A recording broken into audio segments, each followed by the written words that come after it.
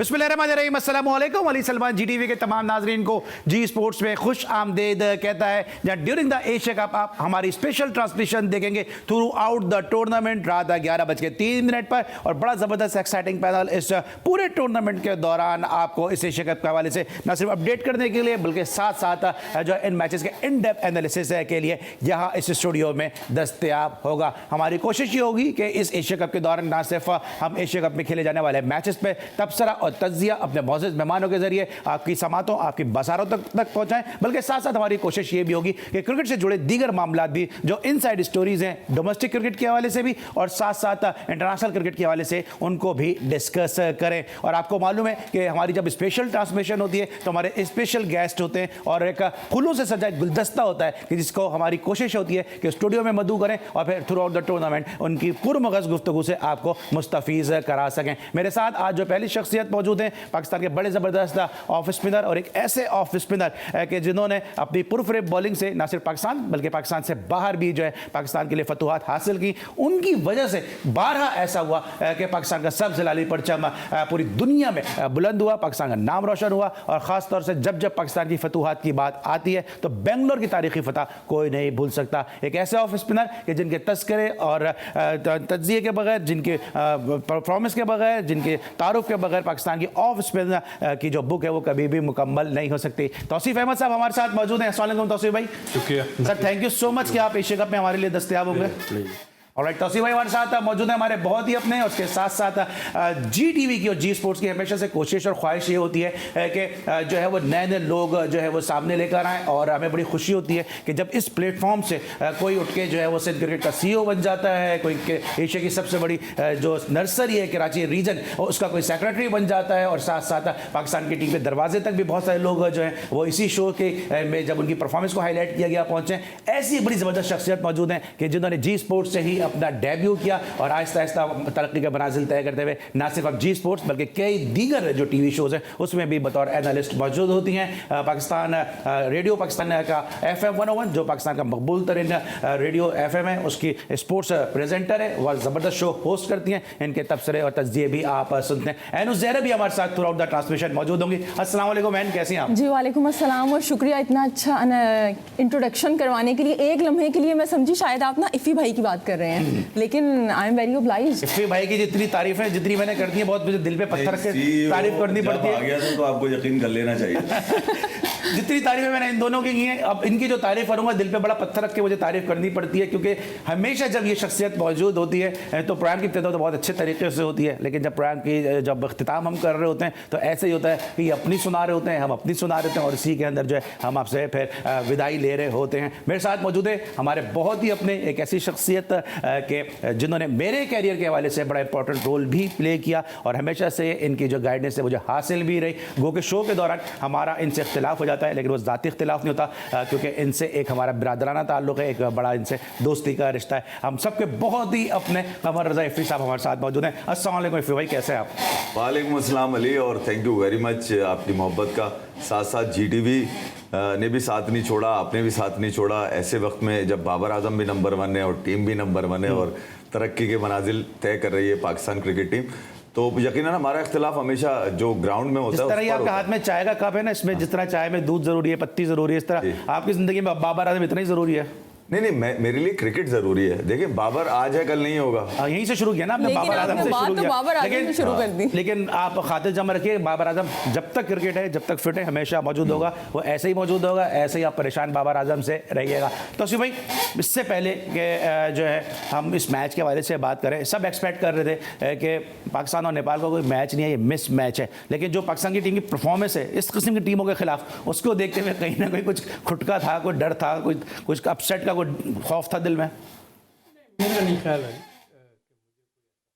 कि बहुत खौफ भी देखे मैंने और खौफनाक भी देखे, बहुत ऐसा अकेला भी हूँ। सबसे पहले तो यकीनी तौर पर क्रेडिट पाकिस्तान को जाता है कि एशिया कप यहाँ पे होता है। क्या था कि यहाँ एक इंडिया भी आन के एक मैच खेल जाती है या और भी 1-2 टीमें आन के खेल जाती हैं, बट क्रेडिट गोज टू जाहिर है पीसीबी को अच्छा, इस पर ज़रा मैं तफसील से आता हूँ तौसीफ भाई, क्योंकि इस मैच के हवाले से लेके जो है वो जो नेपाल के कप्तान थे उनका भी कहना था कि हम अच्छी क्रिकेट खेलने की कोशिश करेंगे। एंड अच्छी क्रिकेट खेलने की कोशिश की नेपाल की तरफ से कुछ नज़र आया ऐसा कि कहीं ना कहीं रजिस्ट होने किया? 238 रन एक बहुत बड़ा मार्जिन है। जी बिल्कुल, देखिए अगर आपने ये शुरू से मैच देखा है ना तो आप ये नहीं कहेंगे ये मिस मैच है, ये आखिर में जाके मिस मैच हुआ है। अगर आपने शुरू से ये मैच देखा है तो शुरू के 30 ओवर और आखिर के 20 ओवर ऐसा लगा है कि दो पाकिस्तान की टीम्स खेल रही थी। एक वो जिसने शुरू के 30 ओवर खेले हैं, एक वो जिसने 20 के आखिर के 20 ओवर खेले हैं। शुरू में नेपाल का कंट्रोल था, बाबर आजम और रिजवान डिफेंसिव थे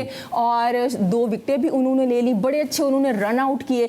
लेकिन यहाँ पे जो बाबर ने, देखिए बाबर जो है ना वो कंजेक्टिव तो है अपनी परफॉर्मेंसेस में, लेकिन आज उसने एक्सेलरेट किया है जो कि अच्छी बात है। और उसने एक्सेलरेट कब किया है? जब रिजवान था क्रीज पर मौजूद थे तब नहीं किया है, तब वो दोनों बड़े डिफेंसिव खेल रहे थे। एक वक्त ऐसा था कि हम कह रहे थे कि वो जो कमेंटेटर थे वो कह रहे थे कि 270 है प्रोजेक्टेड स्कोर, लेकिन आप देखिए वो 350 तक गया। वो तब गया जब रिजवान आउट हुए और वहां पे इफ्तिखार आए। जब बाबर के साथ कोई स्ट्राइक पे होता है ना, कोई ऐसा बैटर जो स्ट्राइक करता है, तो वो एक डिफरेंट फॉर्म में आ जाते हैं। लेकिन मुझे नहीं समझ आ रही है कि क्यों चौथे नंबर पे रिजवान को प्रमोट किया गया है ओडीआई में, जो कि पाकिस्तान की टीम के लिए लॉन्ग टर्म में बिल्कुल भी अच्छा नहीं है, क्योंकि दोनों कॉशियस होकर खेलते हैं।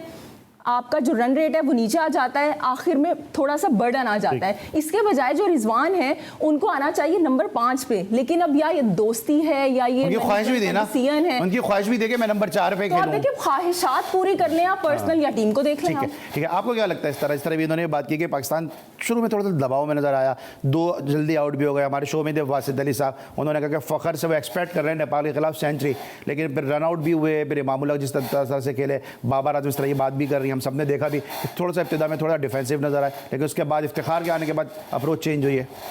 देखिए यार अली, एक तो पाकिस्तान और जैसे आपने खुद ही कहा मिस मैच। अच्छा, सबसे पहले तो एशिया कप की मुबारकबाद पाकिस्तान के तमाम फैंस को, और वो सालों की अब वो जो चीज़ें थी वो छट गई हैं, और पाकिस्तान में अब इंटरनेशनल क्रिकेट और कोई बड़ा टूर्नामेंट पाकिस्तान में हो रहा है, तो बहुत मुबारक हो पाकिस्तान के तमाम फैंस को। दूसरी तरफ आप आ जाएं इस मिस मैच के ऊपर। देखें यार, आपको मैच इसलिए भी इंटरेस्टिंग लगेगा, आप देखें ना, आप शाहीन भी खेल रहा है, हारिस भी खेल रहा है, ठीक है। मिस मैच का आपका तो ये सवाल ही फारिग हो गया ना। फिर अगर नसीम खेल रहा है तो इसका मतलब है बड़ा मैच है, और हर आने वाला मैच इवेंट के अंदर बड़ा ही मैच कहलाएगा। पाकिस्तान जब जब खेलेगा बड़े मैच ही खेलेगा पाकिस्तान। मतलब आप ये देख लीजिए कि वही लड़के आप खेल रहे हैं, आपने ये नहीं सोचा कि आगे आपने जाके इन्हीं कंडीशंस के अंदर आपने गर्मी हर जगह वहाँ पर गर्मी इंडिया में भी मिलेगी आपको, फिर आप श्रीलंका जाएंगे वहाँ भी गर्मी मिलेगी। तो मेरा सवाल ये है कि यार आपने नेपाल के ऊपर अपने सारे हथियार क्यों चला दिए? मतलब आप तो पूरी फौज लेके कूद पड़े ना उसके ऊपर, उसका तो शुक्र है। हाँ, मतलब कम रन मारे, दूसरे लड़के खिलाते थे, मैच हार जाते, मैं तो आपको बोलने का सीखने का मौका मिल जाता, को भी तेज मारने थे, बाबर को भी तेज मारने थे। यही कह रहा हूं ना, सवाल नहीं सुना आपने। ये तो मिल मिला के मतलब आप ये चाहते थे कि बच्चे खिलाते थे, पहला मैच नेपाल से हारने वाला मुझसे करे, मेरी बात मंशा समझ गया ना मैं। नहीं मंशा नहीं, मैं तो बात बता रहा हूँ आपको। देखिए यार, मेरा एक सवाल था, मैंने बोला यार अफगानिस्तान पे 300 नहीं मारे, 2 मरतबा बैटिंग करी, फिर भी 300 नहीं मारे। अफगानिस्तान ने 1 दफा बैटिंग करी, 300 रन मार दिए। फिर आप अप्रोच में एक बात कह रहा हूँ, फिर आपने न्यूजीलैंड के खिलाफ जिस तरह की खेली, आपने ओडीआई सीरीज खेली, वो भी आपके सामने है। मैं अब मेरा आप बात समझे नहीं, मैं ये कह रहा हूँ अब पाकिस्तान 2 सितंबर से अपना गेम शुरू करेगा। इससे पहले पाकिस्तान ने जितना इंटरवल गुजारना था गुजार लिया। इस दौरान पाकिस्तान नंबर 1 बना। मैं बहुत खुश हूँ कि पाकिस्तान नंबर 1 बना, बाबर आजम नंबर 1 है, बड़ी बात है। देखिए अब रिस्पॉन्सिबिलिटी का टाइम, सुन लीजिए, रिस्पॉन्सिबिलिटी का टाइम आ चुका है। 2 world cup, 1 Asia cup, 1 world test championship आप गंवा चुके हैं अपने इन्हीं हाथों से, ठीक है। तो अब आपने परफॉर्म करना है। कल बाबर आजम ने कहा मेरा माइंडसेट सेट हो चुका है, मैंने टीम जो बनानी थी बना दी है। इसका मतलब 2-2.5 साल से आप जिन लड़कों को ढूंढ रहे थे वो आपको मिल गए। हालांकि हर वर्ल्ड कप पे जाने से पहले आप याद इन्हीं को करते हैं, वरना आजम खान को आपने बाहर करा दिया, उसके बाद याद नहीं कि आजम खान दोबारा आ सके। सुन तो लीजिए मेरी बात, आपके मुंह की बात कर रहा हूँ ना। आप जो चाह रहे हैं कि मेरे मुंह से मिठाई निकले, वही तो बात कर रहा हूँ। तो मैं कह रहा हूँ, मैं आज पिछले 2 साल के बाद मैं आज फिर इन लोगों को नेपाल पे कूदते हुए देख रहा हूँ। भैया अच्छी बात है, आपको इंटरनेशनल क्रिकेट में हर मैच बड़ा मैच होता है, ये बात हमें भी समझ में आती है, मगर आपका जो रोटेशन पॉलिसी है वो समझ में नहीं आती। बेंच पर वो लोग जो बैठे हैं वो सिर्फ दिखाने के लिए, या फिर वो उस वक्त कि अब हमारी जरूरत नहीं, हमने सारा काम उतार दिया, अब तुम जाके खेलो। मैं सिर्फ ये कह रहा हूं भाई कि आपने 2 सितंबर से अपने आने वाली क्रिकेट का अब आगाज करना है। अब आप आगाज कर रहे हैं, तो उसके लिए ये तो मतलब कह रहे हैं कि नए कुछ प्लेयर खिलाते थे, बेंच स्ट्रेंथ को आप आजमा लेते। पहला मैच है किसी भी टूर्नामेंट का, आपको सामने पहले हरीफ का पता नहीं है, इतना ज़्यादा उसने क्रिकेट खेली नहीं है, क्या नए प्लेयर को या बेंच स्ट्रेंथ को आजमा सकते थे पहले मैच में? नया बेंच में बैठा हुआ कौन है, पहली बात तो ये। नहीं, अगर आप हारिस को खिला देते रिजवान के आज का अभी यार देखें, ये चीज़ें हम पहले भी डिस्कस कर चुके हैं और हमने नहीं किया ये, यानी कि अपनी जो बेंच पे जो है एक 2-4 प्लेयर बैठने के थे, इस पे हम बहुत डिस्कस कर चुके हैं और ये तो बेमायनी अब हो जाती है। उसका तो नतीजा हमें नज़र आ रहा है कि हमारी बेंच पे सच ऐसा कुछ नज़र नहीं आ रहा। लेकिन बात यहाँ ये है कि अगर हम अच्छा अभी कर रहे हैं ना इस वक्त, वो इफ़ी भाई की बात ठीक है कि हमें अभी अफगानिस्तान के ख़िलाफ़ हमें डिस्कस ये करना चाहिए कि हम अभी तक बैटिंग में स्ट्रगल कर रहे हैं। बिल्कुल कर रहे हैं। हमारे ऊपर से जो प्लेयर हैं, आपने खुद देखा, सिर्फ 2 रन आउट जो किए हैं नेपाल ने, वो इस टूर्नामेंट में उनकी अचीवमेंट है, जो बहुत ही अच्छी फील्डिंग भी की है उन्होंने, और बाकी मुझे सच नज़र नहीं आ रही और सबको नज़र आ रहा था।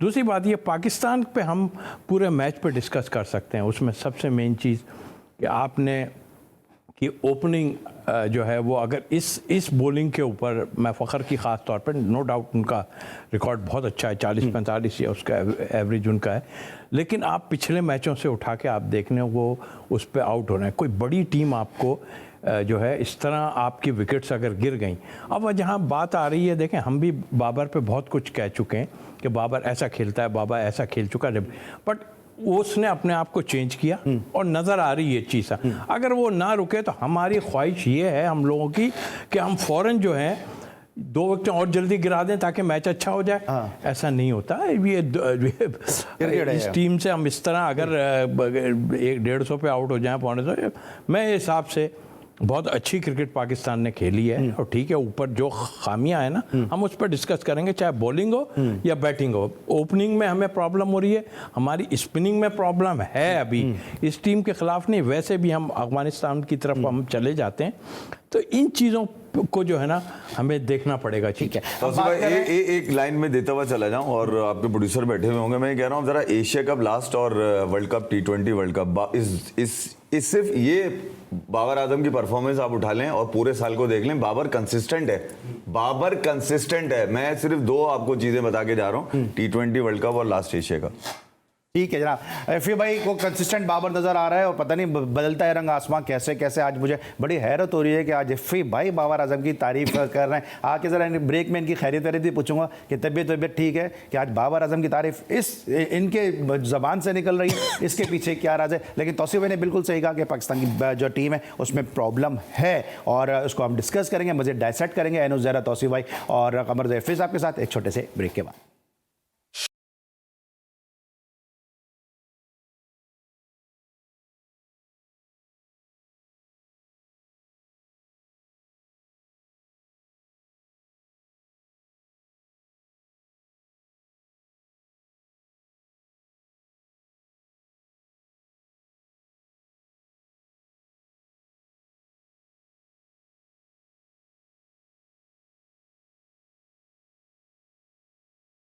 Welcome back after the break. और ब्रेक पर जाने से पहले हम बात करते हैं पाकिस्तान टीम की परफॉर्मेंस के हवाले से कि जहां पर पाकिस्तान ने 342 रन ज़रूर स्कोर किए, लेकिन एक मौके पर ऐसा लग रहा था कि पाकिस्तान शायद ही 300 रन के हिंसे को क्रॉस कर सके। लेकिन उसके बाद जिस तरह से बैटिंग की इफ्तिखार अहमद ने, एक मोमेंटम इफ्तिखार अहमद ने सेट किया और उसके साथ साथ बाबर आजम ने भी 151 रन की जो इनिंग खेली, उससे पाकिस्तान 342 के मजमूए तक पहुँचने में कामयाब हुआ। एंड ये जो रन किए हैं, इससे कितना कॉन्फिडेंस है, जिस तरह तौसीफ भाई भी बात कर रहे थे कि गलतियाँ हैं हमारी टीम में और उसको रेक्टिफाई करने की ज़रूरत है। लेकिन बहरहाल फिर एक 238 रन की विक्ट्री, एक 238 रन की विक्ट्री होती है, इससे बड़ा कॉन्फिडेंस जो है वो गेन होता है। कितना ये मोमेंटम और कितना कॉन्फिडेंस जो है पाकिस्तान को अगले जो 2 सितंबर को पाकिस्तान का बड़ा मैच है उसमें काम आएगा। हाँ, ये आपने बड़ी अच्छी बात की कि एक जब मोमेंटम बन जाता है तो फिर आगे आप कैरी ऑन करते हो। और जहाँ तक हम बाबर की बात कर रहे हैं, तो बाबर देखिए उसकी आज जो एक अच्छी बात हमें लगी, क्योंकि क्रिटिसाइज हम सब करते हैं क्योंकि हमारी एक्सपेक्टेशन है उससे, हमारा कैप्टन है वो, कुछ भी गलत करता है तो हमें फील होता है कि नहीं भाई ये ऐसे नहीं होना चाहिए था। लेकिन आज उसने कंसिस्टेंसी के साथ ना एक्सेलरेट किया है, जो कि पहली दफ़ा हुआ है। अब पहला 50 उसने आई थिंक 72 बॉल्स पे किया, फिर दूसरा 50 37 बॉल्स पे किया, फिर जो तीसरा 50 किया जी वो ही बॉल्स पे किया, लेकिन उन्हीं कंडीशन में पहले फंसे हुए भी थे भाई, वही मैं कह रहा हूं, इसलिए इतना खेला ही नहीं जा रहा था आपसे, लेकिन बाद में आपने एक्सेलरेट किया जब आपके पास आए यहाँ पे इफ्तिखार। अब यहाँ पे हम आप लोग सब यहाँ पे बाबर की बात हो रही है जी, बाबर ने ऐसे कर दिया वैसे कर दिया। देखें, बाबर ने जो करना था ना वो कर लिया है, बात आप उसकी करें जिसको यहाँ पे होना चाहिए था और लेकिन आज वो नहीं खेला, वो है सऊद शकील। सऊद शकील को आज टीम में होना चाहिए था, उसको क्यों नहीं लिया आपने? पहले तो वो था ही नहीं एशिया कप में, आपने अफगानिस्तान में उसे तीसरा मैच खिलाया, वो भी जब प्रेशर आया जनाब आप पे, स्पिनर के खिलाफ आपका मिडिल ऑर्डर फेल हो गया, सऊद शकील को ले आए। वहाँ पे उसने वो जो 6 बॉल्स खेली वो उसने इतनी अच्छी खेली कि जनाब फौरन से हो गया कि जनाब वो आ गया है, एशिया कप की स्क्वाड में आ गया। और बाबर ने प्रेस कॉन्फ्रेंस में कहा कि स्पिन को बड़ा अच्छा खेलता है, लेकिन वो स्पिन को अच्छा खेलता है, आज आपने उसको नहीं खिलाया। ये क्या बात हुई? यानी जो आसान टीमें हैं, जो कि फ्लैट विकेट्स हैं, उस पे आपने खुद ये तो हमारे शो में भी एक्सपर्ट जो आ रहे हैं ना, उन्होंने भी कहा, मुख्तलिफ एक्सपर्ट हमारे शो में उन्होंने ये कह के गए हमारे शो में कि इफ्तिखार इस मैच में रन कर देगा और फिर उसके बाद फिर सऊद शकील को खेलने का मौका नहीं मिलेगा। सऊद शकील पे कोई बटन तो नहीं ना है कि इंडिया के खिलाफ उसे खिला दें और वो बिल्कुल किसी अचानक से आए और वो परफॉर्म कर दे, और अगर परफॉर्म ना करे तो फिर तो वैसे ही आपका फेवरेट वो नहीं है। लेकिन एक बात मैं करना चाहूंगी कि देखिए, जो सऊद शकील है ना, वो एक टेक्निकल बाबर के लेवल का बैटर है। बाबर लकी था कि उसके साथ जो लोग थे ना, उन्होंने उस पर ट्रस्ट किया, उसे चांसेस दिए। बाबर ने पहला जो T20 का डेब्यू किया था वो 2012 में पहला मैच खेला था, जो उसने सेंचुरी बनाई है ना, जो अभी डबल फिगर में वो दाखिल हुआ है, वो 2019 से 2024 के दौरान उसने सेंचुरीज बनाई है। यानी इतना अरसा उन्होंने आपको सेंचुरी पे याद दिलाया, तो हाशिम आमला का रिकॉर्ड भी ब्रेक किया उन्होंने तो। अच्छा, तो वो ट्रस्ट किया।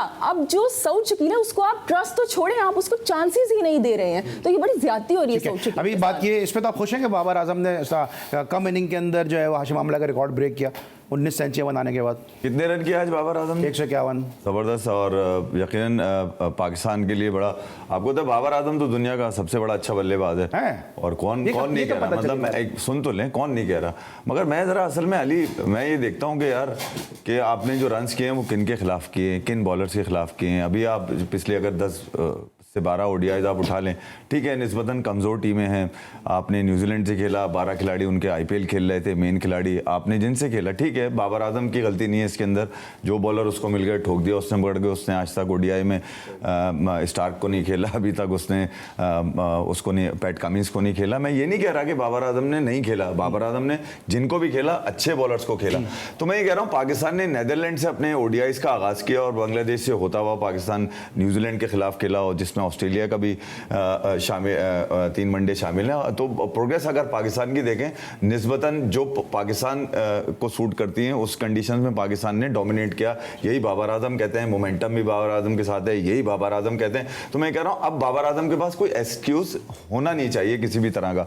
मैं आपको जो निशानदेही कर रहा था वो लास्ट एशिया कप की और T20 वर्ल्ड कप की मैं इसलिए कर रहा था अली कि ऐसा क्या होता है कि आप 2 मरतबा लगातार मैचेस श्रीलंका से हार जाते हैं, कैसा क्या होता है, एकदम आप एशिया कप के दोनों मैचेस हार गए, ठीक है, क्या मतलब कहाँ गई वो फॉर्म? जब व्हेन इट मैटर मोस्ट, जब आपको अब जरूरत है, आपका जो हैंडीकैप होता है वो उस वक्त आपको एडवांटेज देता है, मतलब आप वहां पर कोई जवाब नहीं होता।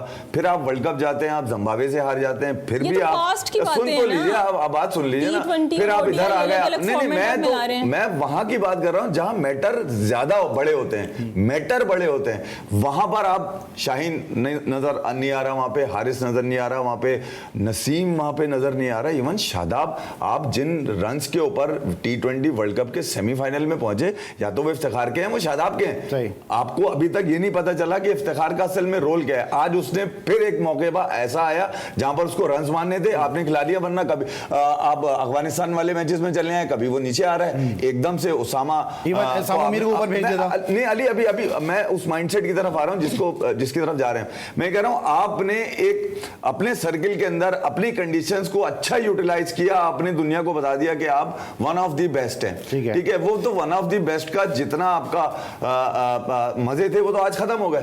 यानी कि नेपाल के बाद अब आपने यहां से शुरू करना है अपना सफर। आगे आने वाली जो चीजें हैं वो मुझे नजर आनी चाहिए थी अफगानिस्तान वाले सीरीज के अंदर, वो मुझे नजर नहीं आई, वहां मुझे मुजीब नजर आया।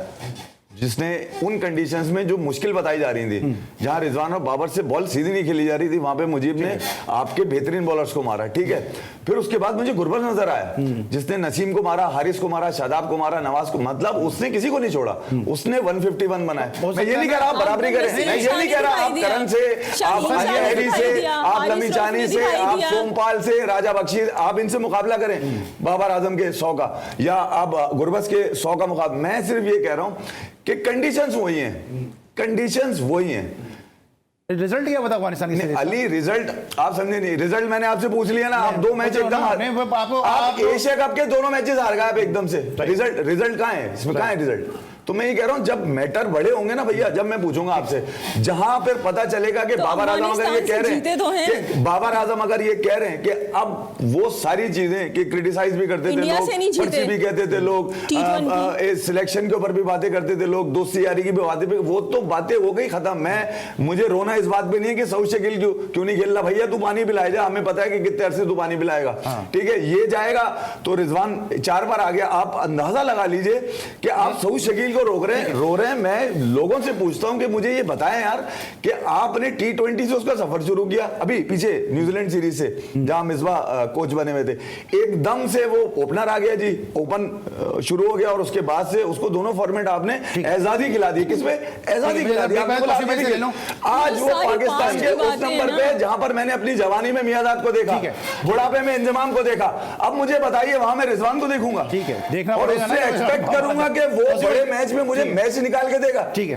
तो तौसीफ भाई, ये जो भी बात की उन्होंने सऊद शकील की बात की, आपको लगता है कि आज सऊद शकील की जगह बनती थी? जो इफ़ी भाई का पॉइंट बड़ा वैलिड है कि नंबर 4 किसी भी टीम का बड़ा इंपॉर्टेंट नंबर होता है, और आप जब खेलते थे तो कितना वेट किया उन्होंने, जावेद मियादाद उस नंबर पे खेला करते थे, बड़ा एक प्राइम नंबर होता है किसी भी टीम का।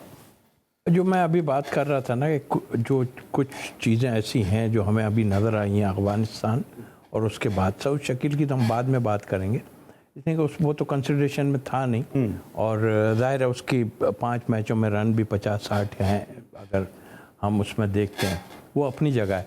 लेकिन एक चीज़ का जो मैंने अंदाज़ा लगाया है कि इस जब से हम बातें कर रहे हैं, ये कोई 1.5 साल हो गया आपके साथ बैठ के, वो चीज़ें सॉल्व नहीं हुई हैं। मतलब मिडिल ऑर्डर, वही हम मिडिल ऑर्डर की बातें करते हैं।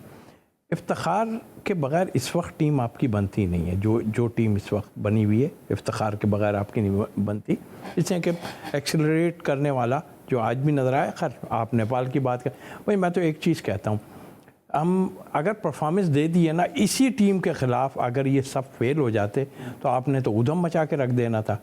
भाई ऐसी टीम को ऐसे ही जवाब देना चाहिए। मैं तो अफगानिस्तान के ख़िलाफ़ भी कह रहा था कि यार आप में और अफगानिस्तान में इतना गैप है, और यही इनके खिलाफ इस तरह की क्रिकेट खेलो कि उनको पता चले कि क्रिकेट इतनी आसान नहीं है। आप सोबर हैं, चाहे दूसरी टीम हो या कोई भी। मेरा कहने का मतलब ये है कि आपने वही बात आती है कि आपने कोशिश नहीं कर रहे, और अब भी आपको नज़र नहीं आ रहा कि आप कोशिश कर रहे हैं, वहीं के वहीं हम खड़े हुए हैं। आपने सऊद शकील की बात की, बिल्कुल ठीक है।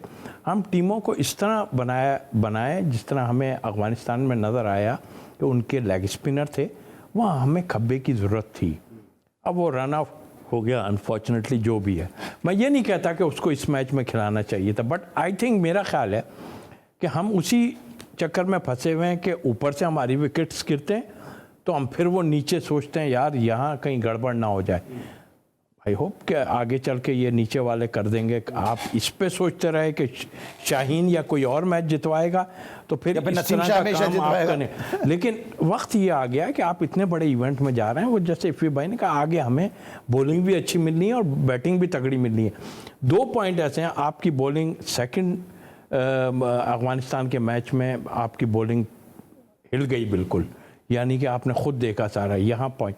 फिर आपकी स्पिन अटैक जो है ना आया, वो स्पिन अटैक ऐसा है कि आप दूसरी टीमों को जो है एशियन उस सरफेस पे फंसा सकते हैं। ये सब चीज़ों को हमें देखने की ज़रूरत है। हमें क्रिटिसाइज़ करने का बहुत मौका मिलेगा, बहुत सी जगहों पे मिलेगा, सब जगह होगा, लेकिन इस वक्त जो पोजीशन है, ये टीम इससे बेहतर टीम बन नहीं सकती थी मेरे हिसाब से। आप उठा के देख ना, एक आध पे आप बात कर सकते हैं, सऊद पे बात करेंगे या एक आध और वही मशरफ पे बात करेंगे, आपके पास कोई सरफराज पे भी आप बात कर सकते हैं, बट लेकिन सवाल यह है कि सरफराज को अब इसके होते हुए इस वक्त तो चांस मिलना बहुत मुश्किल है। ठीक है, हम बात करें पाकिस्तान की टीम की परफॉर्मेंस के हवाले से, और जिस तरह तौसीफ भाई ने कहा कि पाकिस्तान का जो स्पिन डिपार्टमेंट है उसको भी आप इस पर रिलाई नहीं कर सकते, और साथ साथ जो पॉइंट इफ़ी भाई ने और एन ने भी रेज किया कि एक सऊद शकील की जगह क्या आज के मैच में बन सकती थी, और फिर क्या जब प्रेशर आएगा तो क्या मियादाद ने कभी अपना नंबर छोड़ा। मियादाद ने ये तो किया कि लॉर्ड्स में अगर ज़रूरत पड़ी तो पाकिस्तान के लिए उन्होंने इनिंग का आगाज़ भी किया, लेकिन ऐसा नहीं हुआ कि कभी जब नंबर पर प्रेशर आ गया तो फिर उन्होंने अपना नंबर नीचे किया। ये कप्तान ने उनको नीचे कर दिया, जो हमने अभी देखा कि अफगानिस्तान के खिलाफ भी जब प्रेशर आया तो उसामा मीर को इफ्तिखार से ऊपर भेज दिया गया। तो क्या यह लॉन्ग टर्म सोल्यूशन है, इस पर डिस्कशन करेंगे, पाकिस्तान क्रिकेट से जुड़े दीगर मामलों पर बात करेंगे एक छोटे से ब्रेक के बाद।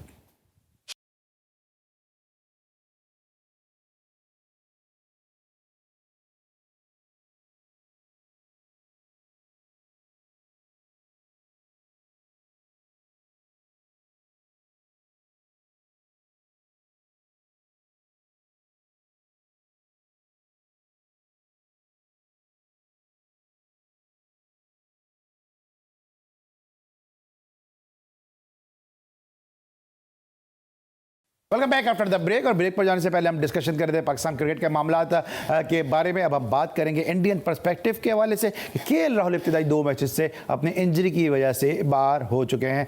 इफ़े भाई, केएल राहुल का जब सिलेक्शन हुआ उसमें बड़ी तनकीद हो रही थी इंडिया के मुख्तलिफ जो फॉर्मर क्रिकेटर्स हैं उनकी जानिब से कि ये प्रॉपर तरीके से फिट नहीं है, इनको क्यों टीम में रखा गया, और फिर इतनी ज़्यादा तनकीद हो रही थी कि संजू सैमसन को उनके कवरअप के तौर पर रखा गया। तो ये बासित अली मेरे साथ शो में मौजूद थे, उन्होंने कहा कि मुंबई लॉबी चल रही है, कप्तान भी मुंबई का है, चीफ सेलेक्टर भी जो अगरकार हैं वो भी मुंबई के, तो वाकई ऐसा है? अली यार, लॉबी कहाँ नहीं चलती। आप आईसीयू से निकाल के सेमीफाइनल खिला देते हैं रिजवान को, उस वक्त तो कोई नहीं बोला, उस वक्त भी बोले थे। मैं एक बात कह रहा हूँ, आप सेमीफाइनल हार गए, रिजवान क्योंकि जन्नती है वो, आप उसको यूं ले लें, आप एशिया कप हार गए। तो मैं कह रहा हूँ ये तो होता है, फेवरेट्स तो हर किसी के होते हैं, और केएल राहुल में ख्याल में ओडीआई का सबसे अच्छा बैटर है उनका इस वक्त करंट अगर देखा जाए, और जिस नंबर के लिए केएल राहुल को रखा गया वो यकीनन देखें यार, 2 अगर मैचेस हैं वो पाकिस्तान के लिए कंसिडर नहीं कर रहे, हालांकि अगर चाहे तो वो खिला सकते थे पाकिस्तान, इतना मतलब इतना मरी नहीं फैली हुई उधर। शरियास अय्यर भी कम बैक कर रहे होंगे उधर, वो लाजमी खेलेंगे। एक तो उनकी ये चीज़ बड़ी सही लगती है मुझे, अगर कोई सीनियर इंजरी से बाहर हुआ है या किसी और वजह से वो वापस आएगा तो वो अपनी जगह पर आएगा, वो भले उस नंबर पे कोई भी परफॉर्म कर चुका हो, भले वो दोस्त कर चुका हो, भतीजा कर चुका हो, भांजा कर चुका हो, वो हटेगा और वो सीनियर उस टीम में आए। तो मैं ये कह रहा हूँ ये प्रोटोकॉल होना जरूरी है। इंडिया स्ट्रगल कर रहा है अपनी बैटिंग में, डेफिनेटली कर रहा है, और केएल राहुल का होना उनके लिए वर्ल्ड कप के लिए जरूरी है। अली देखें यार, असल में वो उस तरह का खिलाड़ी है कि उसको तो गेम चाहिए, और गेम उसको उसी वक्त मिलेगा जब उस एनवायरनमेंट में रहेगा तो ज़्यादा रहेगा। वो बेहतर समझती होगी वहाँ की मैनेजमेंट, मगर ये केएल राहुल का आना बेहतर रहेगा। बुमराह की वापसी हो गई है, अब ये देखना है कि बुमराह पाकिस्तान के खिलाफ खेलेंगे नहीं खेलेंगे। मेरी इत्तला दी है कि बुमराह को मौका नहीं दिया जाएगा पाकिस्तान के खिलाफ। जी हाँ, देखें यार, वो उनके यहाँ हो रहा है वर्ल्ड कप, उनके पाकिस्तान के खिलाफ चांस ले सकते हैं। मेरे तो इत्तला दिए कि शायद वो खेलते, तो पाकिस्तान से 14 अक्टूबर को खेल लेगा, जरूरी है कि आज ही खेले, 2 को खेले, ऐसा क्रिकेट खत्म थोड़ी हो रही है कोई, मतलब ऐसा भी नहीं है कि यार मेरे ही लोग खेलेंगे। ठीक है भाई, कप्तान कम से कम कप्तान। तौसीफ भाई सर से भी फिर ले, आपको क्या लगता है कि जो 2 सितंबर का मैच है पाकिस्तान और इंडिया का, उसमें केएल राहुल को ना होना पाकिस्तान के लिए, इंडिया के लिए पहले तो कितना नुकसान देगा, पाकिस्तान के लिए क्या हो सकता है कि केएल राहुल भी सेट प्लेयर हैं? बिल्कुल, केएल राहुल सेट प्लेयर है, लेकिन जब एशिया कप का स्क्वाड अनाउंस हुआ था तो तब भी उनको वो निगल की इंजरी दोबारा से, मतलब वो आ गई थी, एक इंजरी से रिकवर किए थे और एक को मतलब वो सफ़र कर रहे हैं दोबारा से। लेकिन बहरहाल उन्होंने मेरे ख्याल से टीम के साथ इसलिए कैरी किया कि वही बात है, इन्वायरमेंट में रहेगा, फिर उसके बाद वो टीम के साथ ट्रैवल करेगा। लेकिन इंडिया की अच्छी बात यह है कि उनके पास ऑप्शंस बड़ी ज़्यादा हैं। उनके पास ऐसा नहीं है कि रिजवान है तो नहीं जी वो रिजवान ही खेलेगा, या बाद में उसने एक हारिस को अपने बैकअप प्लान के तौर पर रखा हुआ है। अब अगर केएल राहुल नहीं है तो संजू सैमसन रिजर्व के तौर पर है, ईशान किशन है उनके पास, so they have lots of options. तो मेरे ख्याल से उनको इतनी प्रॉब्लम नहीं होगी। ऑप्शन तो हमारे पास भी है, ऐसा नहीं कि ऑप्शन नहीं, बट हम यूटिलाइज नहीं करते ना अपने ऑप्शंस को। आपके पास कोई ऑप्शन नहीं है, आप ऑनेस्टली जो बात है वो सही है। आप एक आदमी को अच्छी टीम के खिलाफ, सर अब ये तो खेले हुए हैं ना सब, आप ऑप्शन तो नए वाले की देखिए ना, उनके पास जो आप बात कर रहे हैं उनके पास तो बहुत ऑप्शन है, अगर वो के राहुल नहीं खेलेगा तो दूसरा आ जाएगा, तो सर सही बनाया सही आ जाएगा। हमारे पास भी है ना, मौका नहीं हम देते कौन है हैं। हमारे पास? आप देखें अगर कौन? आपके अगर आप शान मसूद को सुने ना, अगर आप शान मसूद को सही, अगर आप सर ये तो पाइपलाइन में 20-25 लोग हैं ना। हाँ। ये तो आपकी पाकिस्तान टीम बनाना कोई बहुत मुश्किल काम नहीं है। अच्छा। एक या दो प्लेयरों की हाँ। झगड़ा होता है, झगड़ा ही क्या मतलब होता है उसमें, खत्म। अब ये बड़ी सीरीज में खुदा ना खास्ता कोई कुछ नहीं करेंगे तो पीछे हो रही थी बात कि शान मसूद खेले जा रहे हैं ज़बरदस्ती, यहीं बैठ के लोग कह रहे थे कि जी ज़बरदस्ती खेले जा रहे हैं, उनसे ये नहीं हुआ, जबकि वो परफॉर्मेंस दे के आया था, उससे रन्स नहीं हुए, आपने उनको बाहर कर दिया, जो भी हुआ। अब ये होगा कि ये एशिया कप में अगर कोई 19-20 हुआ तो वर्ल्ड कप में आपके 1-2 चेंजेस आ जाएंगे। आपके पास पीछे कोई लाइन नहीं लगी हुई जो आप बात फिर सरफराज की करने लगते। एक चीज़ तो बात कर दी ना कि सरफराज का आना, जब तक ये खेल रहे हैं सरफराज नहीं आ सकता, भी तो खत्म बात। बहुत अच्छा बैटर है। आप नए लड़कों को लाके जरूरी है आपने इतने बड़े क्रूशल उसमें मरवा देंगे आप? देखिए ये टीमें बनती हैं जब आप पहले जाके सब काम हो, वो हमारे पास हो नहीं। मतलब ऐसा नहीं होगा किसी भी बड़े इवेंट से पहले टीम को छेड़ना, मैं समझता हूँ कि थोड़ा सा ये नुकसान दे हो सकता है, क्योंकि अभी वर्ल्ड कप के बाद पूरा मौका होगा, अगले आने वाले वर्ल्ड कप के लिए आप टीम तैयार करें। फिर हसीबुल्ला हुए, रोहिल नज़ीर हुए, या और भी कोई ऐसे दीगर विकेट कीपर बैट्समैन हुए, उनके पास फिर बड़ा चांस होगा। लेकिन इस वक्त जो हमें प्रूवन टेस्टेड प्लेयर हैं उन पर ही हमें रिलाय करना होगा। तौसीफ भाई की बात बिल्कुल सही है कि हमने ऑप्शंस को अपने बनाया ही नहीं, या शायद हमने बनने ही नहीं दिया। ब्रेक लेंगे, जब ब्रेक के बाद वापस आएंगे मजीद बात करेंगे। मिलते हैं एक छोटे से ब्रेक के बाद।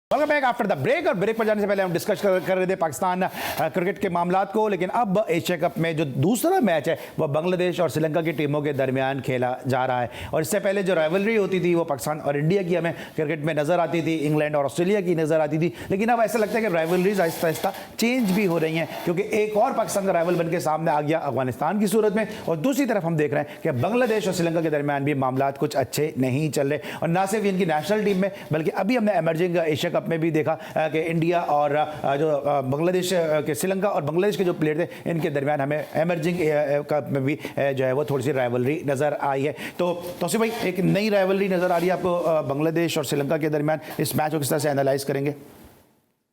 ये हम लोग बना देते हैं सब हमारे। नहीं सर, ग्राउंड में तो फड्डे हो रहे हैं ना, हो रहे हैं फड्डे तो यार। बात हकीकत ये है कि ये जो है ना, बाहर रेफरी बैठे हैं या कोई होते हैं, इनके डिसीजन ऐसे होते हैं। क्यों हो रहे हैं ये, किस नहीं है, ये तो हल्के आ रहे हैं ना, सारे हल्के आ रहे हैं ना, इसमें वो नहीं है। लेकिन मैं नहीं समझता कि ये चीज़ें अगर ऐसी हुई तो आपके लिए और सख्त कवानीन करने पड़ेंगे आपको। मतलब ये क्या कोई मजाक हो रहा है कि कोई किसी को कुछ कह देता है, किसी को कुछ। स्टार्ट अफगानिस्तान ने किया था हमारे खिलाफ, आपको पता है, फिर पब्लिक में भी शुरू हो गया। तो यार इस पे कौन कंट्रोल करेगा? इस पे वो क्रिकेट बोर्ड जो मौजूद है वो, और आईसीसी, उसको देखना पड़ेगा इन चीज़ों को कि ये क्यों ऐसी चीज़ें हो रही हैं, किस नहीं हो रही हैं। भाई जंग हो रही है, क्या हो रहा है यार? खेल को भी आप इसी तरह, हम तो अभी तक समझ रहे थे कि इंग्लैंड और ऑस्ट्रेलिया है या पाकिस्तान और इंडिया है, यही दो लग रहे थे। अब आप बता रहे हैं कि ये श्रीलंका। अच्छा, अभी आप बांग्लादेश से आप जीत कर आए हैं माशाल्लाह। जो जूनियर टीम थी उसके साथ आप एसोसिएट थे और आप सिलेक्टर भी थे आप वहाँ पे। क्रिकेट बांग्लादेशी कहाँ स्टैंड करती नज़र आ रही है? बहुत ज़बरदस्त क्रिकेट हो रही है और उनका स्ट्रक्चर बहुत अच्छा है, मैं समझता हूँ। और हैरत तो ये, मैं 88 में टूर किया था मैंने पाकिस्तान टीम के साथ। इस वक्त और उस वक्त में ज़मीन आसमान का फ़र्क है। ग्राउंड भी उनके देख लें, मैं 2-3 जगह राजशाही और इन जगहों पे गया हूँ, जो कि राजशाही तो खैर बड़े टाइम बाद मेरा ख्याल मैच हुआ है बहुत, लेकिन ज़बरदस्त ग्राउंड बनाए हुए हैं, ज़बरदस्त पिचेज़ हैं। आवाम को उन्होंने नहीं आने दिया था कुछ मैचों में, हमें एक ही मैच में आवाम आई थी, बट लेकिन मैं समझता हूँ कि दूसरे इम्प्रूव बहुत कर रहे हैं। ठीक है, सबको कल फेवरेट कौन है अगर मैं आपसे पूछूं बांग्लादेश श्रीलंका में से? देखिए मुझे तो सीधा सीधा लग रहा है कि श्रीलंका हरा देगी। श्रीलंका हरा देगी। ठीक है ठीक है। जिस तरह तौसीफ भाई कह रहे हैं, अब लिटन दास जो उनके विकेट कीपर है वो भी अनफिट हो गए हैं, शाकिब कप्तान है, इसको देखते हुए पहले आप मुझे बांग्लादेश का बताएं, फिर श्रीलंका का मैं एफी भाई से पूछता हूँ। देखिए, आप मेरी फेवरेट टीम पूछ रहे हैं। हाँ, कल के मैच पर स्ट्रेंथ अगर मैं पूछूं तो बांग्लादेश आपको लगता है कि लिटन दास के अनफिट होने से, क्योंकि अभी लिटन दास ने एक वर्ल्ड 11 बनाई थी और उसमें उन्होंने अपने आप को ना सिर्फ कप्तान रख लिया था बल्कि उस वर्ल्ड 11 में शामिल भी अपने आप को करते हुए कप्तान भी अपने आप को रख लिया था। तो इतने ज्यादा वो सेल्फ बिलीवर हैं वो जी, वो इतने ओवर कॉन्फिडेंट हो गए थे। सो अगर आप कल की बात अगर बांग्लादेश की टीम की पूछें तो बांग्लादेश की टीम अच्छी है, लेकिन अपने घर के वो शेर हैं ज़्यादातर। घर में वो ऑस्ट्रेलिया को भी हरा देते हैं, न्यूजीलैंड को भी हरा देते हैं, लेकिन जब वो दूसरी पिचेस पर जाते हैं तो उनको इसी वजह से मसले मसाइल का सामना होता है। देखें, आपने कहा कि बांग्लादेश के अनफिट हो गए वो लिटन दास, तो श्रीलंका के तो वो हसारंगा और वो चमीरा, वो सारे उनके वो जो मेन बॉलर थे वो अनफिट हैं, लेकिन मेरे ख्याल से फिर भी कल श्रीलंका हरा देगी बांग्लादेश। क्योंकि वैसे भी ट्रैक रिकॉर्ड अच्छा है, out of 51 matches 40 have been won by Sri Lanka, तो ट्रैक रिकॉर्ड तो अच्छा है श्रीलंका का। आपको क्या लगता है? अली बिल्कुल, मेरे ख्याल में श्रीलंका ही लीड करता है एशिया कप को। सबसे ज्यादा जीते हुए हैं, सबसे ज्यादा बॉलर्स उनके विकेट ले चुके हैं, सबसे ज्यादा बल्लेबाज उनके वहाँ पे रन्स बना चुके हैं, तो श्रीलंका को सूट करता है, लग रहा है एशिया कप बने ही उन्हीं के लिए। मगर इन दोनों टीम्स के मुकाबले को मैं यहाँ नहीं देख रहा, ये प्रिपरेशन देख रहा हूँ वर्ल्ड कप की। दोनों की कंडीशन तकरीबन एक जैसी होंगी, दोनों तरफ इंजरीज हैं, इबादत भी बहानी है, इधर उनके मधुशंका जो उनके बॉलर हैं फास्ट वो भी नहीं है। तो मैं कह रहा हूँ श्रीलंका बांग्लादेश के इस मैच को आप मेरे ख्याल में एक प्रैक्टिस मैच मैं समझता हूँ कि यही ले लिए, क्योंकि दोनों तरफ से दोनों टीमें बैलेंस जरूर हैं। हाँ, इनकी राइवलरी आपने बिल्कुल ठीक कहा अली, बड़ी जबरदस्त है और ये 2019 के वर्ल्ड कप से शुरू हुई है और उसके नागिन डांस वाली, देखें कौन किस नागिन को डसता है। चलें जनाब, कल देखते हैं। Thank you so much Tauseef भाई, thank you so much and thank you so much खबर रफी साहब हमारे साथ आज कि एशिया कप की स्पेशल ट्रांसमिशन के इनॉग्रल शो में मौजूद थे। इंशाल्लाह कल रात भी आपसे मुलाकात होगी। उस वक्त तक के लिए अली सलमान को अपनी पूरी प्रोडक्शन टीम के साथ, अपने मौजूद गेस्ट के साथ इजाजत दीजिए। अपना बहुत ख्याल रखिए। अल्लाह हाफिज़।